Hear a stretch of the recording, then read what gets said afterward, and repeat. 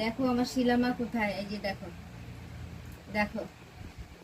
কোলে উঠলে না খুব ভালো পায়, কোলে উঠলে খুব ভালো পায় আমার শিলামা গো। জয় সোনামা, জয় সোনামা। দেখো মানে জয় শিলামা, এই জয়। দেখো এই শিলামা প্রায় আমার 10 বছর ধরে, 10 বছর ধরে এই জায়গা দেখছো, এই জায়গা নাক, এইখান থেকে আবার নাক হচ্ছে।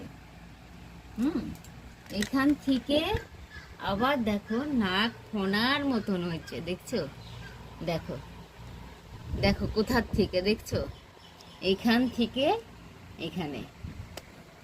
এই শিলা যে সে শিলা না, কিন্তু আমার মা মনসার দেওয়ার ছিল। মানে এইভাবে করে মায়ের শিলা আমি দেখছি, এইভাবে করে মা আমাকে মানে স্বপ্নে বলে, সেটাই তোমাদেরকে বলি, সেটাই তোমাদের সাথে আমি দেখাই যে আমার শিলামাকে দর্শন করো। যেমন এই পাশে আমার দেখো, আমার এই মন্দির যে কবে যে হবে, এই মন্দিরটা যবে হবে তবেই আমার শান্তি। এই মন্দিরটা নিয়ে খুব টেনশনে আছি রে মারে, পুরা টেনশনে আছি। পুজো চলে আসতেছে, পুজোতে কি করব মা, মন্দির নিয়ে কি করব, টেনশন করে পাচ্ছি না কেউ, মানে আমি বুঝতে পারছি না, মন্দিরটা নিয়ে পুরা টেনশন।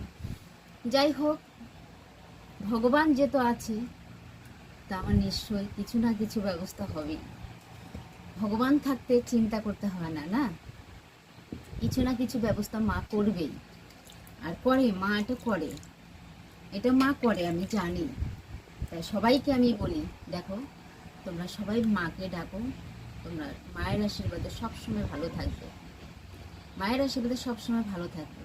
আচ্ছা, সবাইকে বলছি জয় মা, সবাই ভালো থাকো, সবাই সুস্থ থাকো মা, এটাই বলি সবসময়।